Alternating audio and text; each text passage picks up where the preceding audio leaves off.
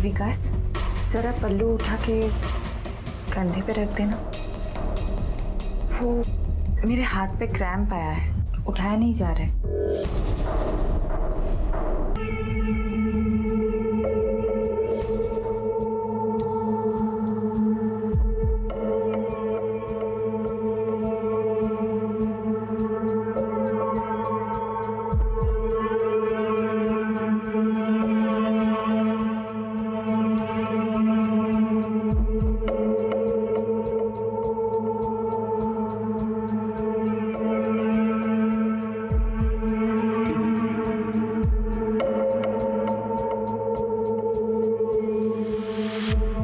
साहब ये सब उसकी मर्जी से हुआ था, बल्कि उसकी वजह से हुआ था। वो मुझ पे ही दबाव डालने लगी, मुझको कहती थी कि मैं मंगेश को तलाक दूंगी और तुझसे ही शादी करूंगी। एक दिन मैं ऑफिस से घर पे आया तो मेरे पास आके बोली कि मुझे पैसों की ज़रूरत है ताकि वो तलाक की अर्जी बना सके। फिर क्या हुआ? मैंने उसको कहा कि मेरे पास पैसे नहीं है, तो वो मुझ पे ही भड़की। उसने पैसे के लिए अपने बच्चे को किडनैप किया साहब। क्या? हाँ साहब, उसने अपने बच्चे के बदले 5 लाख रुपए मांगे और मंगेश भाई को भी रोका पुलिस के पास जाने से। बेचारे मंगेश भाई ने अपने बच्चे को छुड़वाने के लिए उस किडनैपर को 5 लाख रुपए दिए। वो किडनैपर तू था? नहीं साहब, मुझे तो तब पता चला जब भाभी ने मुझे मिलने बुलाया था। मुझे यहाँ क्यों बुलाया?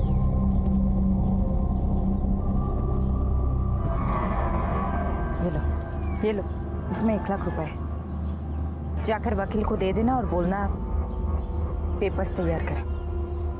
मैं उस घर में और एक दिन भी नहीं रह सकती हूँ। इतना पैसा कहाँ से लाया तूने? मैं अपने प्यार को पाने के लिए कुछ भी कर सकता हूँ। ये तो बहुत छोटी सी चीज़ है। पर तुमने किया क्या? इतना पैसा कहाँ से लाया? अपने बेटे को किडनैप करा के। कहते हैं कि माँ की आंखों से अगर उसका बच्चा एक पल के लिए भी ओझल हो जाए तो वो पल माँ के लिए काटे नहीं कटता और उसके दुख का अंदाजा तक नहीं लगाया जा सकता। सुरेखा का कहना था कि ये सब कुछ उसने अपने प्यार के लिए किया है। विकास को जैसे ही मामले की संजीदगी की भनक लगी तो वो पुणे से नायगांव भाग आया। वो किसी मुसीबत में नहीं पड़ना चाहता था, लेकिन मुसीबत तो उसके दरवाजे पर दस्तक दे चुकी थी, क्योंकि सुरेखा का खून भी नायगांव में ही हुआ। बेशक अभी तक पुलिस को किसी के खिलाफ कोई पुख्ता सबूत नहीं मिला, लेकिन शक की तलवार कई लोगों के सर पर लटकी हुई थी और वो तलवार किसी न किसी के सर पर तो गिरने वाली थी, क्योंकि पुलिस ने हार नहीं मानी थी और उनकी छानबीन जारी थी। सर ये देखिए, सुरेखा का कत्ल जहां पर हुआ वहां की दुकान से ये सीसीटीवी फुटेज मिले। सर वो रिक्शा से उतरा और लैंप पोस्ट के पीछे जाकर छुप गया। वो किसी को ढूंढ रहा है सर, शायद सुरेखा को ढूंढ रहा। लेकिन इस फुटेज में सुरेखा तो नहीं दिख रही है। सर ये मर्डर की रात 10:15 बजे के फुटेज है और अगर मंगेश यहाँ पर था तो इसका मतलब है उसके घर वाले झूठ बोल रहे हैं। आप सब लोगों ने हमसे झूठ कहा था कि ये उस वक्त घर पे मौजूद था। अब चुपचाप क्यों है, बोलिए ना। प्रताप शिंदे, आप ही ने हमारी इंक्वायरी रुकवाने के लिए ऊपर तक फोन घुमाया था ना? कुछ फायदा हुआ? चलो अब सब कुछ सच सच पकड़ो।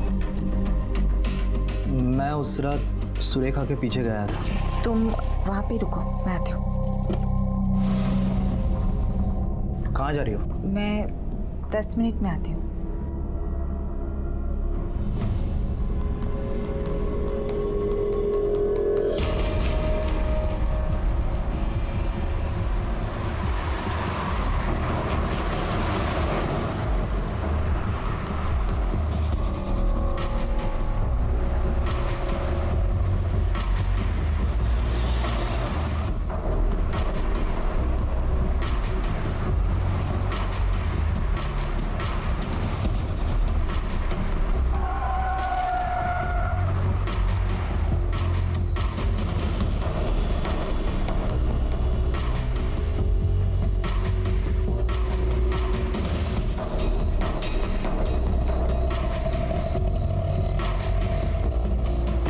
मैंने उसे नहीं मारा सर।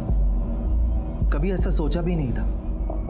मैं बस ये जानना चाहता था कि वो कौन है जिसके लिए सुरेखा अपना बसा बसा घर तोड़ना चाहती थी। मैं उसे रंगे हाथ पकड़ना चाहता था। सर, इस मंगेश की बातों पर यकीन नहीं किया जा सकता। हो सकता है वो झूठ बोल रहा हो, और अगर वो सच बोल रहा है तो सबसे पहला सस्पेक्ट वही बनता है। और मंगेश से भी पहला शक उस आदमी पर जाता है जिसने उस रात सुरेखा को फोन करके बाहर मिलने के लिए बुलाया।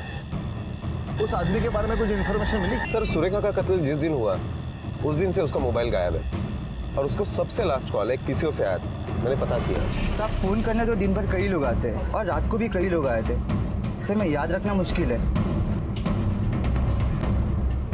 लेकिन ऐसी कोई खास बात जो तुमने देखी हो या तुमने सुनी हो? करीबन रात को 10 बजे एक आदमी आया था जिसने अपना मुंह रुमाल से ढक दिया था और बहुत हंस भी रहा था।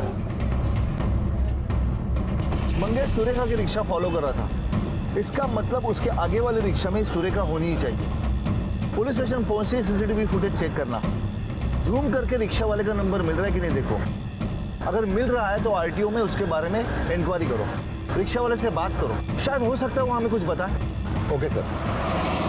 इस औरत को देखा है कहीं? हाँ सर, उसको कुछ दिन पहले मैंने गली नंबर 14 के एंड में छोड़ा था। कोई था उसके साथ या वो अकेली ही थी? वो अकेली थी साहब, लेकिन जहाँ पर मैं उसे छोड़ा था वहाँ एक आदमी उससे मिलने आया था।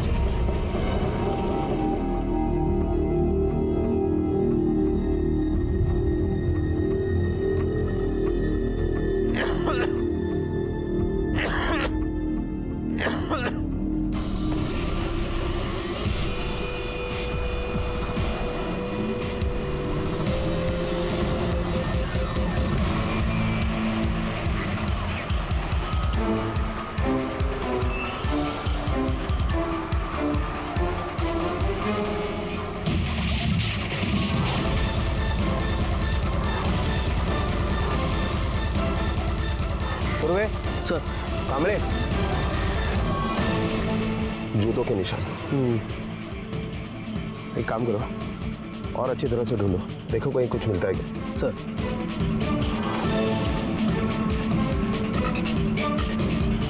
सर,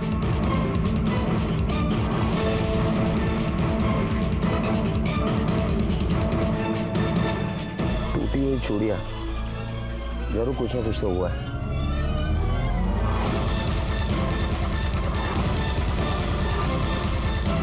सर, ये पुणे के कैब कंपनी का बिल है, वहाँ गिरा था। उन्हें कैब कंपनी, कोथरूड, और तारीख भी वही है जिस दिन सुरेखा का कत्ल हुआ।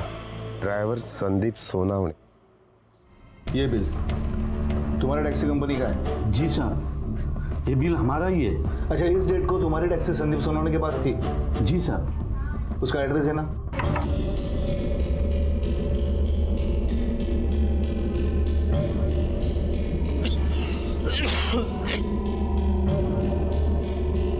संदीप सोनावणे। आप कौन? पुलिस।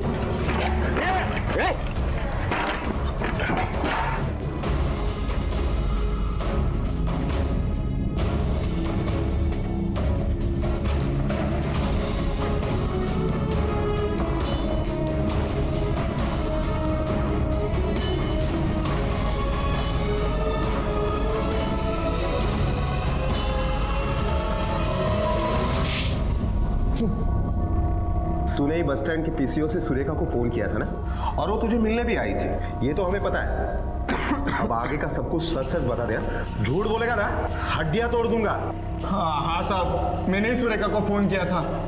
साहब, मुझे पैसे की बहुत जरूरत थी और वही लेने में गया था। पर वो तुझे पैसा क्यों देने वाली थी? साहब, मेरी रिक्शा थी और मैं बच्चों को स्कूल छोड़ने का काम करता था साहब। एक दिन किराए के पैसे लेने में देसाई के घर गया था।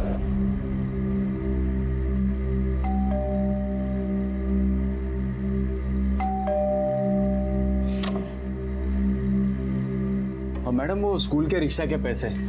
हाँ, बैठो ना, मैं दे दूँ। जी। सॉरी, एक सेकंड, बैठ जाओ। जी। मैं लाती हूँ।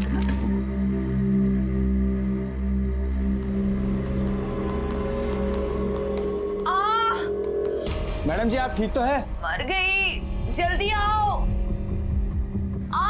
मैडम, क्या हुआ मैडम? देखो ना, कांटा चुभ गया। कहाँ? दिखाइए।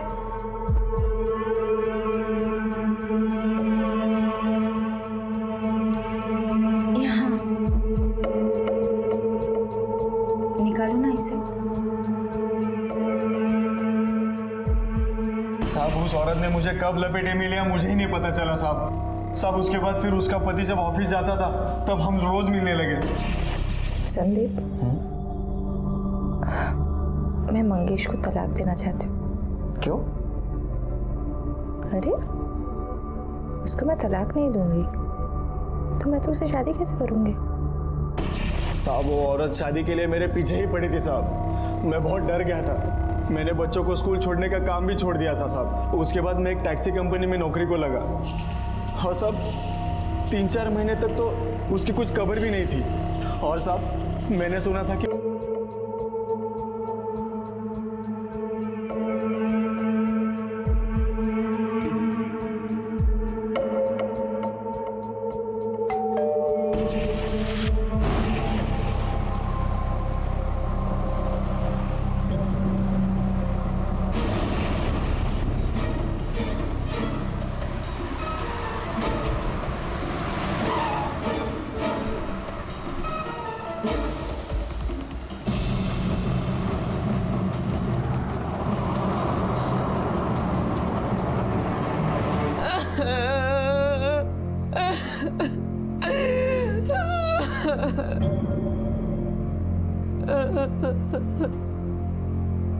हेलो। हाँ हेलो, आकाश तुम्हारे घर आया क्या? नहीं, अगर वो तुम्हारे घर आता तो प्लीज मुझे फोन कर। हाँ हाँ हाँ, प्लीज प्लीज प्लीज। जी जी जी।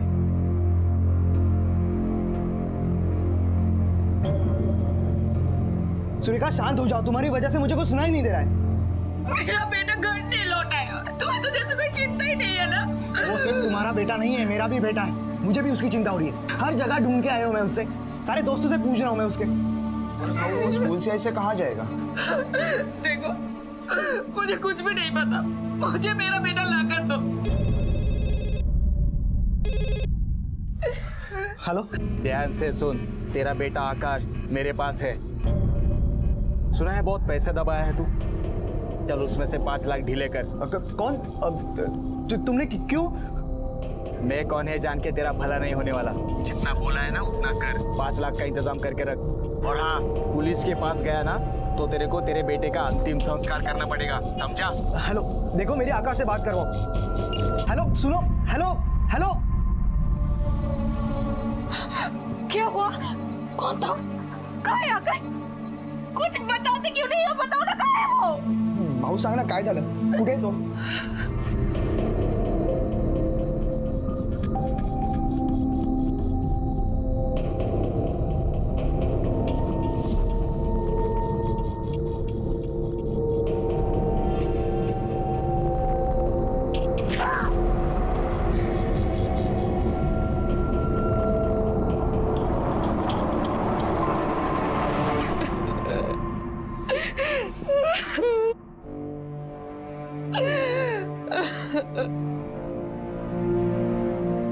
मुझे लगता है हमें पुलिस को इन्फॉर्म करना चाहिए। हाँ। क्या चाहते हो तुम? हाँ, वो आकाश को मार दे। उसने बोला था ना कि हम पुलिस के पास ना जाए। वो जितने भी पैसे मांग रहे हैं ना, उसको दे दो। प्लीज मेरे बेटे को लेके आओ। प्लीज आकाश को लेके आओ।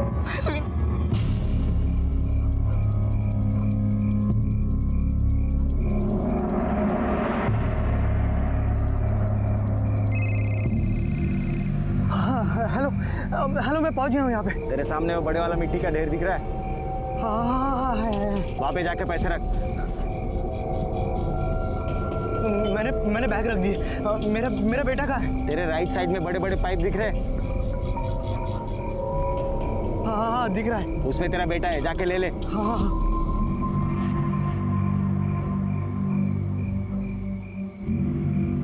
आकाश, आकाश, आकाश, आकाश, आकाश, देख कुछ नहीं, घर पे जा।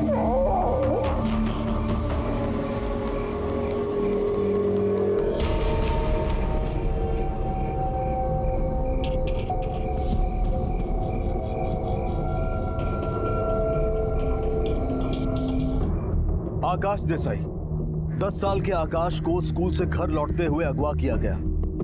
क्यों किया गया था उसे किडनैप? पैसों के लिए, या फिर किसी निजी दुश्मनी का बदला लेने के लिए, या फिर इसके पीछे कुछ ऐसे लोग थे जो बच्चों को अगवा कर उन्हें बेचते? जब भी ऐसी घटना घटती है तो पहले पुलिस को इत्तला करना जरूरी होता, लेकिन यहां पर ऐसा नहीं हुआ। क्यों? देखो, शादी की खुशी में दिन ब दिन निखरता ही जा रहा है। आई देखना काकी मुझे छेड़ने का मौका ही नहीं छोड़ रही है। अरे छेड़ कहाँ रही हूँ, मैं तो ये कह रही हूँ शादी की खुशी में फूल गया है, अब वही आके तुम्हारी सारी हवा निकालेंगे। काकी आप भी ना, चलो। अरे मंगेश, अरे आ गए बेटा तुम। हाँ हाँ, कैसे हो? सुखीरा। अरे विकास, अभिनंदन। Thank you. अभी तू भी फंस गया। अभी तुझे पता चलेगा आटे दाल का भाव।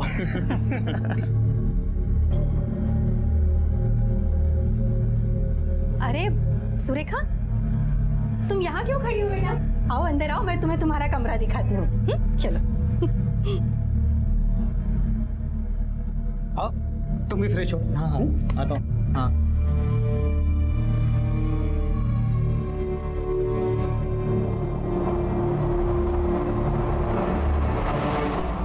भाभी तुम मुझे समझने की कोशिश तो करो। ये शादी मैं नहीं होने दूंगी। तुम्हारा और मेरा वो वाला वीडियो अभी तक मेरे पास है, देखना है? ये देखो, देखो। तुम मुझे ब्लैकमेल कर रही हो? तो तुम क्या कर रहे हो मेरे साथ? विकास, तुमने अगर ये शादी नहीं तोड़ी ना, तो मैं सबको तुम्हारे और मेरे बारे में बता दूंगी, याद रखना।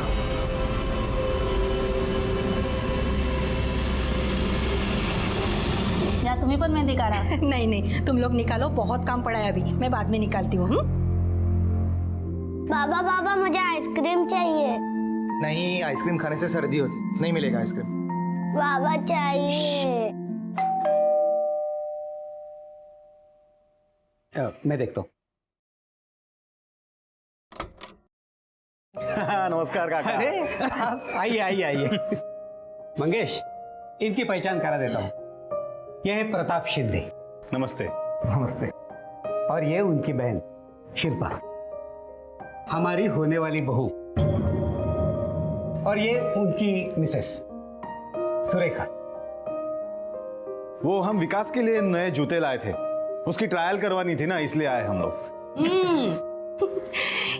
या विकास की याद आ गई इसलिए जूतों का बहाना बनाया।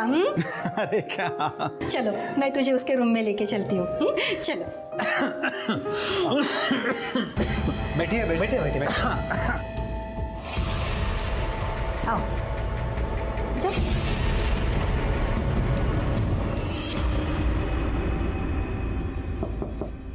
कौन है? आजा। विकास, ये देख, तेरी होने वाली बीबी जूते दिखाने के बहाने तुझसे मिलने आई है। तुम दोनों बातें करो, मैं चलती हूँ, बहुत काम पड़ा है। ये जूते ट्राई कर लीजिए ना प्लीज। प्रताप भाव लाए हैं रिसेप्शन में सूट के साथ पहनने के लिए। साइज छोटी होगी तो सुबह चेंज हो जाएगा। हाँ ठीक है, मैं बाद में देखता हूँ। ठीक है। शिल्पा, एक मिनट।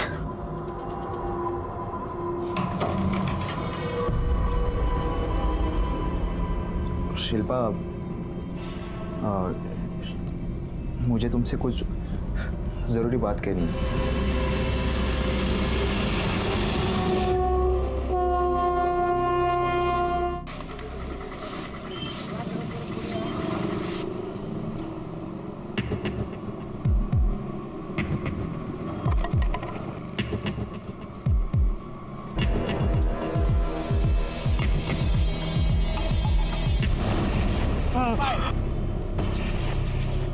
शादी का माहौल था, सब खुश थे, लेकिन कुछ रिश्ते उलझे हुए दिखाई दे रहे थे। विकास शादी कर रहा था तो सुरेखा को, जो कि उसकी भाभी थी, उसका इससे क्या सरोकार हो सकता था। दूसरी तरफ नायगांव में एक घटना घटी जो नायगांव के लिए नई थी और किसी हादसे से कम नहीं थी, इसलिए खलबली मचना जायज था। पुलिस ने मौके पर जाकर कार्रवाई की थी और पता लगाने की कोशिश की थी कि ये लाश आखिर है किसकी, जिसमें एक बात सामने आई थी कि ये औरत नायगांव की तो नहीं थी। तफ्तीश में पुलिस को लाश की पहचान तक पहुंचने का रास्ता मिल चुका था और उन्होंने अपनी कार्रवाई भी आगे बढ़ा दी थी, जो किसी की जिंदगी में तूफान लाने वाली थी।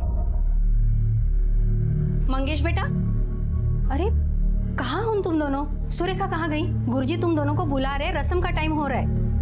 काकी मुझे क्या पता कहाँ है, कहाँ जाती है, क्या करती है, कुछ बताती नहीं है। अरे ऐसे क्यों बोल रहे हो तुम?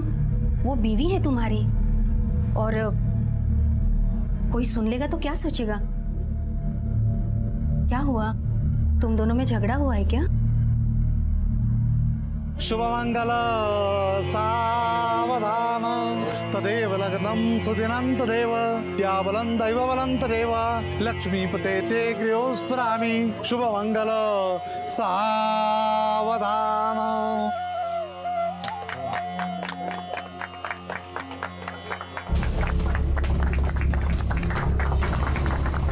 आप में से मंगेश देसाई कौन है?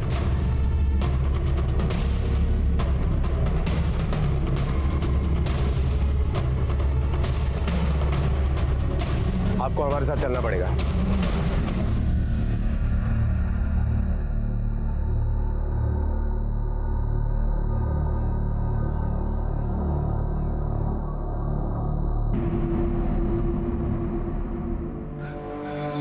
सुरेखा,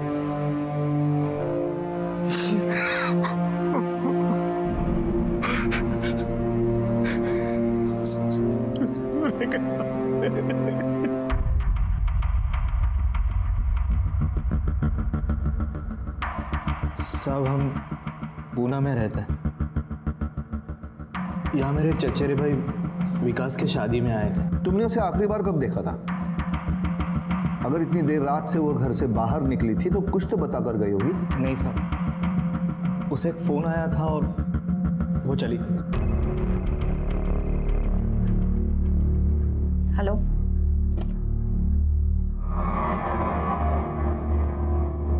क्या हुआ? कहाँ जा रही हो? मैं 10 मिनट में आती हूँ।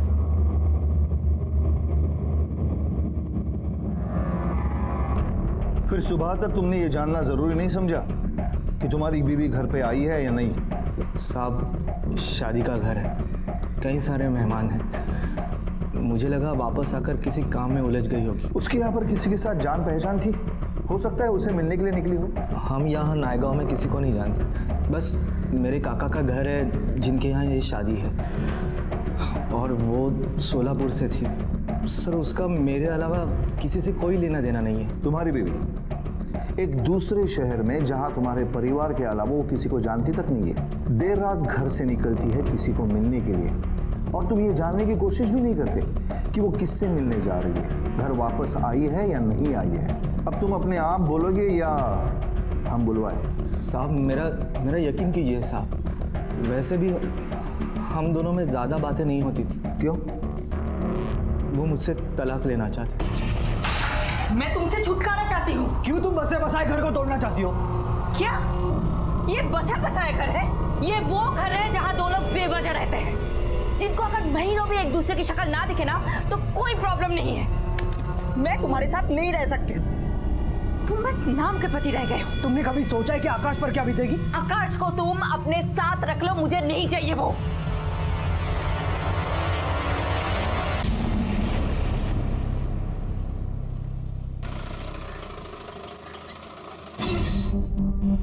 सर, बोलो बॉस, कुछ लीड मिला?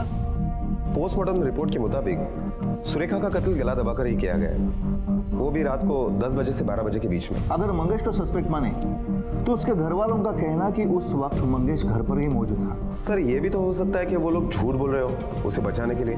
मुझे भी वैसे लग रहा है।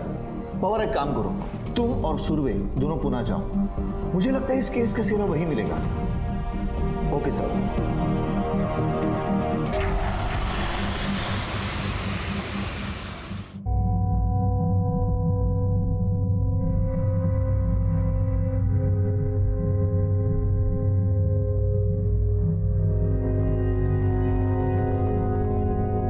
पापा आपने तो कहा था आज कहीं बाहर गई है, अभी आ जाएगी। बोलो ना पापा, कहाँ है? बोलो ना, चुप क्यों? बोलो ना। मर गई तेरी आई, छोड़ के चली गई है तुझे। अभी कभी नहीं आएगी। देख, आज से मैं ही तेरी आई हूँ और मैं ही तेरा बाबा, समझा? अब जाके सो जा, चल सो जा।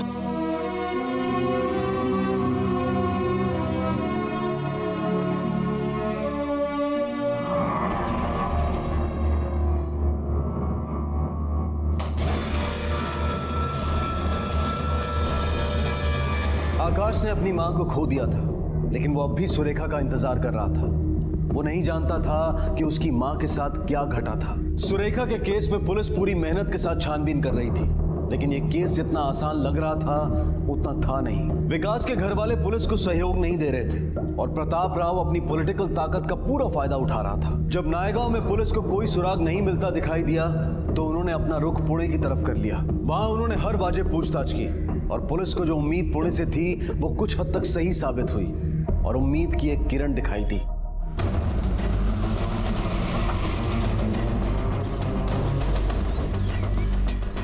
मंगेश तो बहुत अच्छा है साहब, अपने काम से काम रखता है, पर पता नहीं उसकी पत्नी के साथ क्यों बनती नहीं थी। साहब पहले तो सब ठीक था, पर धीरे धीरे उनके घर से झगड़े की आवाज बहुत आने लगी। कभी कुछ पता चला कि उन दोनों में झगड़ा क्यों होता था? झगड़े की वजह क्या थी? साहब, जब से वो विकास इधर रहने आया तब से झगड़े बढ़ रहे थे। 5 महीने इधर रहकर गया वो, बीच में अफवाह उड़ी उसका और सुरेखा का कुछ चक्कर चल रहा था क्या?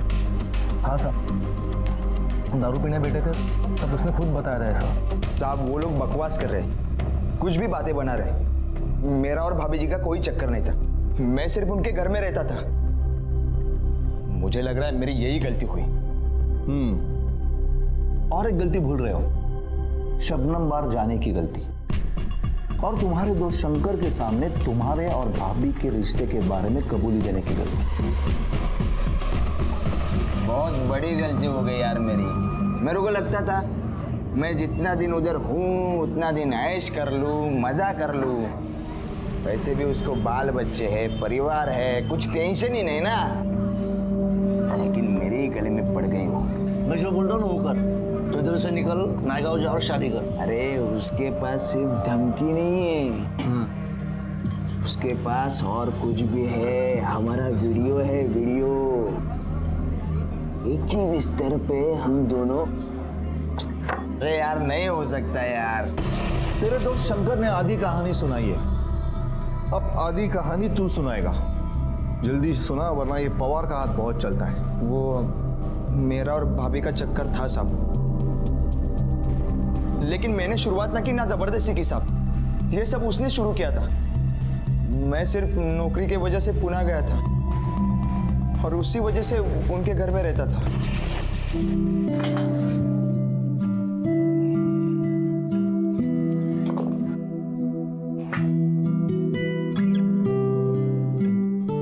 चलो विकास, निकलता हूँ मैं। हाँ बाय बाय। बाय, शाम को मिलते हैं। यस।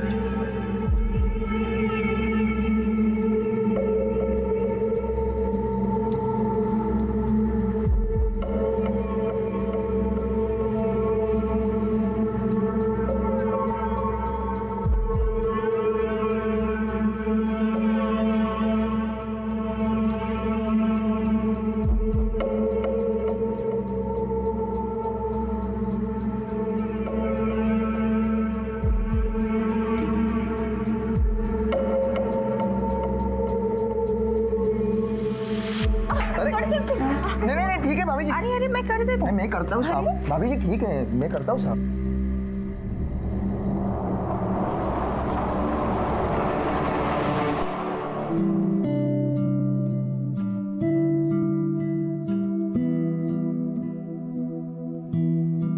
भाभी जी लेटर आया है। हुई माँ मर गई। भाभी जी काय झालं? हाँ? देखो ना, कांटा चुभ गया। कहाँ भाभी जी?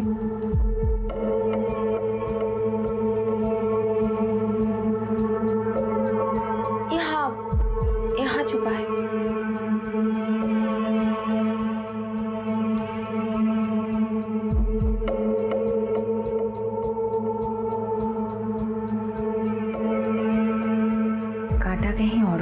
है और मुझे नहीं,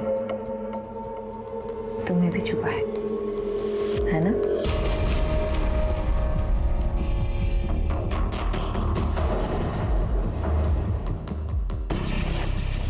विकास। हाँ भाभी। जरा अंदर आना। हाँ आता हूँ।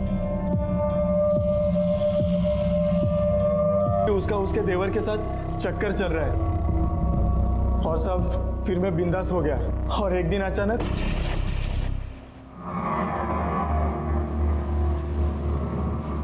देखो प्लीज मुझे बख्श दो। देखो, मैं यहाँ तुमसे ये कहने के लिए नहीं आई हूँ मुझसे शादी कर।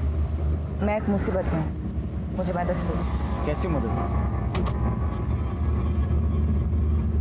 मैं चाहती हूँ तुम मेरे बेटे को किडनैप करो और मेरे पति से 5 लाख रुपए मांगो। क्या तुम पागल हो गई हो? अपने खुद के बेटे को? मुझे पैसों की बहुत जरूरत है और तुम्हें बस किडनैपिंग का नाटक करना है। नहीं, मैं ऐसा कुछ नहीं करने वाला। तुमको पता है, मुझे तुम्हारे घर का पता मिल गया है।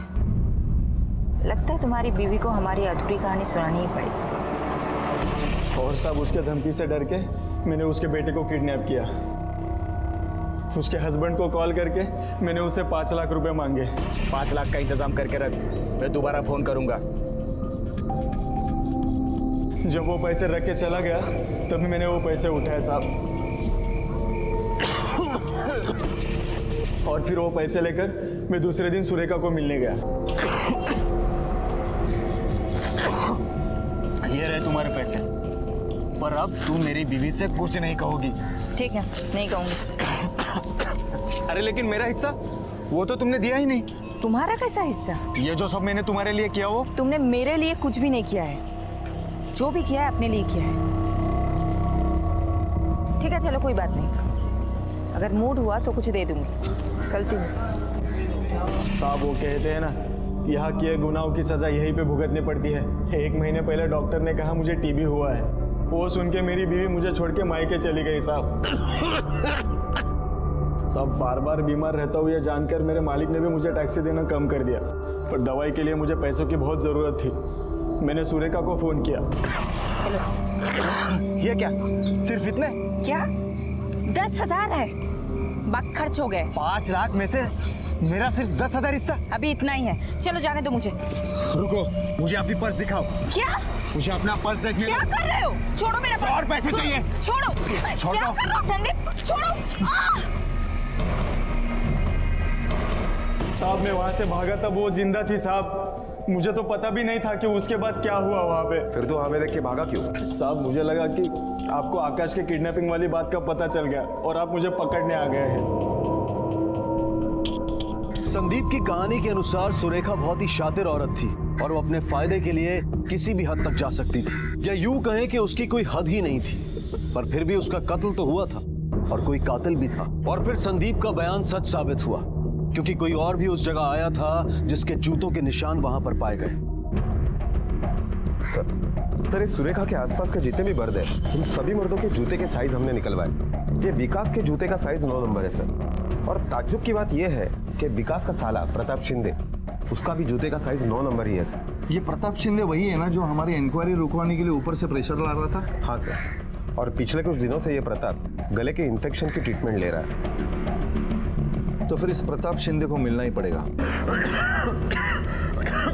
मेरी बात सुनो साहब, मेरे पैर का नंबर 9 है, लेकिन मैंने कुछ नहीं किया साहब। उस रात हम लोग विकास के घर गए थे, लेकिन उसके लिए शादी का नया जूता लिया था ना साहब, वो देने के लिए गए थे। और सब हाँ सब जब वहाँ से हम बाहर निकले ना, तो मेरी बहन ने मुझे कहा कि भाऊ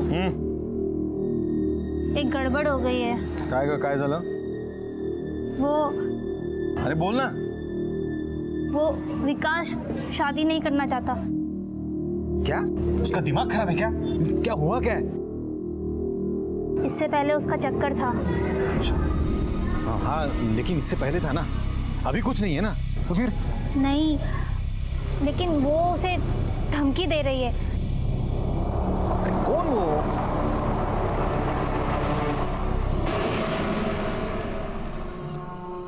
बहुत कुछ सुनाई दे रहा है तेरे बारे में। शिल्पा ने मुझे बताया तेरा लफड़ा।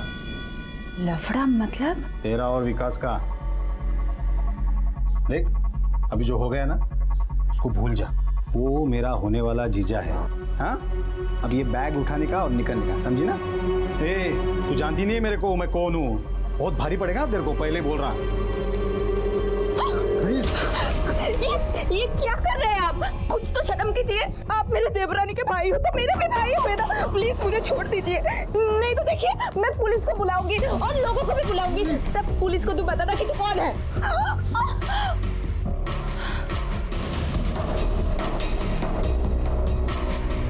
सुन, जल्दी जल्दी यहाँ से निकल जा, नहीं तो तू उधर जेल में रहेगा और मैं ना यहाँ तेरे होने वाले जीजा से शादी रचाऊंगी और तू शामिल भी नहीं हो पाएगा। चल निकल। साहब बहुत डेंजर औरत थी साहब। मैं तो साहब बस अपने बहन के लिए उसको समझाने गया था वहां पे। और दूसरी बात साहब, मैं कभी जूते पहनता ही नहीं हूँ, मैं तो चप्पल ही पहनता हूँ। मैं सच कहता हूँ साहब, मैंने कुछ सर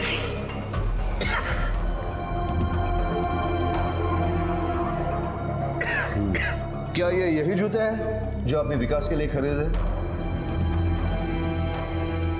हाँ साहब, ये वही जूते हैं।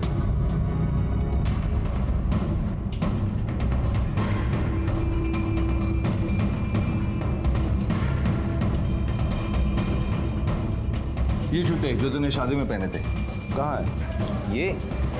ये तो मैंने फेंक दिया। क्यों?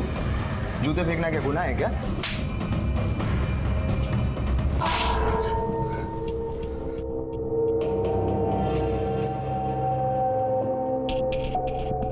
ये जूते पहचानता है? तेरी शादी के दूसरे दिन तेरा घर का जो कचरा उठा था ना, उसे मिले थे। और ये जूतों के निशान उसी जूतों के निशान से मैच हो रहे हैं जो सुरेखा के मर्डर स्पॉट पे मिले थे।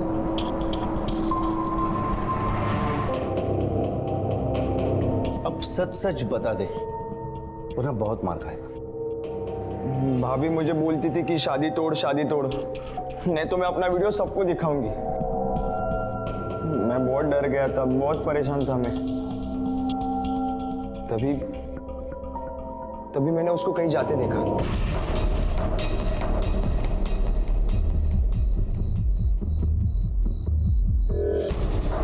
मैंने 1 मिनट के लिए चलो जल्दी चलो काका उसकी रिक्शा को।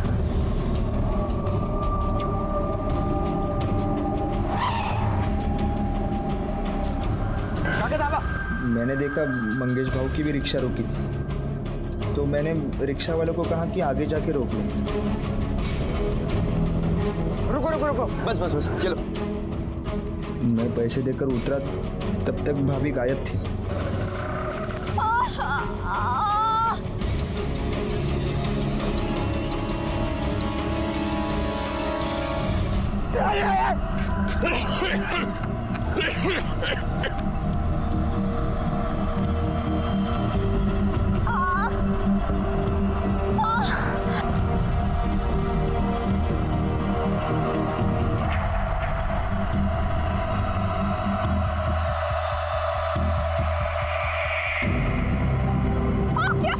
क्या कर रहा हो?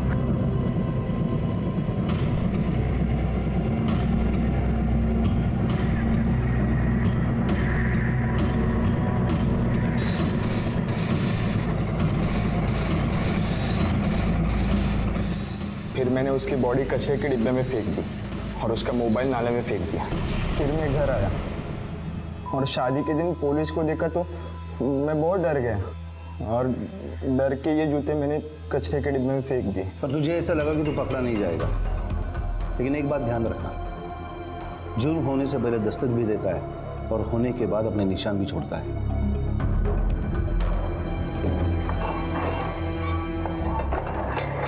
स्त्री और पुरुष के बीच की शारीरिक जरूरत एक सच्चाई है, लेकिन अगर यह जरूरत कमजोरी बन जाए तो इसके परिणाम घातक हो सकते हैं। सुरेखा इसी का उदाहरण थी।